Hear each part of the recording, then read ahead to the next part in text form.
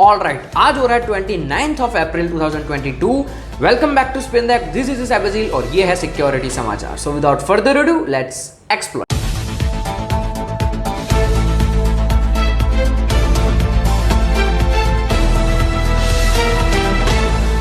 चलिए बात करते हैं सबसे पहले सिक्योरिटी समाचार का जो निकल के आता है इंडियन गवर्नमेंट की तरफ से।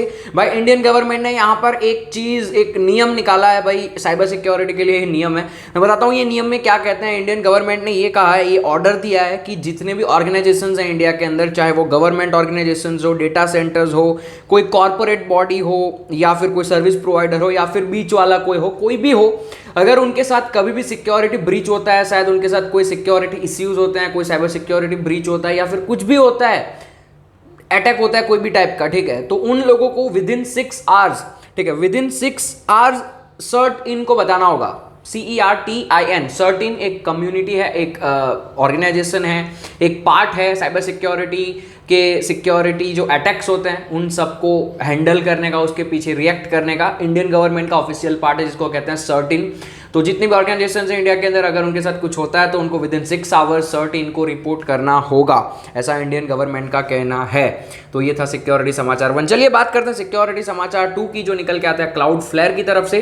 क्लाउडफ्लेयर के ऊपर डॉस अटैक हुआ है, 15 मिलियन रिक्वेस्ट पर second and that's huge attack. और इसके अटैक होने के बाद जो क्लाउडफ्लेयर के फाउंडर हैं उनका कहना है कि भाई इतने बड़े अटैक करने के लिए, या फिर HTTPS पे DDoS अटैक करने के लिए जो है एक्सपेंसिव जो होते हैं वो बहुत ज़्यादा होते हैं इन टर्म्स ऑफ रिसोर्सेज, ठीक है, क्योंकि रिसोर्सेज बहुत ज़्यादा चाहिए आप लोगों को, क्योंकि इतना बड़ा अटैक करना है। और HTTPS पे खास करके DOS अटैक करने के लिए ज़्यादा पैसा चाहिए।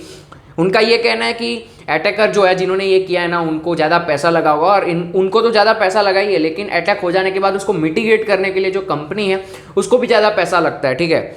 और ये जो डॉस अटैक था वो सिर्फ 15 सेकंड के लिए चला, लेकिन इन 15 सेकंड के अंदर ये डॉस अटैक बहुत कुछ तबाह कर गया। और आप सोच सकते हैं कितना पावरफुल हो सकता है ये अटैक, और कितना महंगा होता है। इस पर्सपेक्टिव को आप सोचिए। वो महंगा इसलिए होता है क्योंकि देखो HTTPS, मैं आपको नॉलेज के लिए बता रहा हूँ, HTTPS पे वेबसाइट चल रही है, ठीक है। तो डॉस अटैक करने के लिए ना बेसिकली जो TLS एनक्रिप्टेड वाली जो सिस्टम है ना, उसको भी मैनेज करना पड़ता है। अब डिटेल में बात नहीं कर सकता मैं, यहाँ पर सिक्योरिटी समाचार है, कभी वीडियो में बताऊंगा क्या होता है ये, लेकिन TLS एनक्रिप्शन होता है HTTPS के ऊपर। आप सबने देखा होगा ना, SSL होता है ऊपर, ठीक है। तो उस HTTPS प्रोटोकॉल पे डॉस अटैक करने के लिए आपको एज अ अटैकर भी अपने खुद के सर्टिफिकेट जनरेट करने पड़ते हैं, और ऐसी सिस्टम होती है पूरी। मैं बताऊंगा आगे जाके क्रिप्टोग्राफी सेक्शन के अंदर कभी, लेकिन ये चीज़ है। तो ये न्यूज़ था, मुझे लगा आप लोगों को बताना चाहिए। चलिए बात करते हैं सिक्योरिटी समाचार 3 की, जो निकल के आता है Log4j सेल के बारे में। तो अभी कहना है लोगों का, सिक्योरिटी रिसर्चर्स का, कि अभी भी मिलियंस ऑफ जावा एप्लीकेशंस जो है वो Log4j सेल से वल्नरेबल है, ठीक है। कुछ रिसर्चर्स हैं, उन रिसर्चर्स ने सोडेन सर्च किया, सोडेन सर्च करके फाउंड किया बहुत सारे ऐसी Log4j यूज़ करने वाली एप्लीकेशंस हैं, और उन्होंने maximum to maximum 90,000 vulnerable app found करी, जो कि अभी भी जावा का जो Log4j सेल था उससे अफेक्टेड है। तो ये बहुत ही सोचने वाली बात है। तो आप लोगों को Log4j सीखना चाहिए, ताकि आप लोग भी आपके टारगेट के ऊपर फाइंड कर सके। अगर आपका टारगेट अपाचे पे चलता है, जावा का Log4j यूज़ करता है, अगर आप सीखना चाहते हैं, मेरी वीडियोस हैं पहले से Log4j की, और there are the viral videos of my channel, आप जाकर देख सकते हैं, आई बटन में लिंक होगा।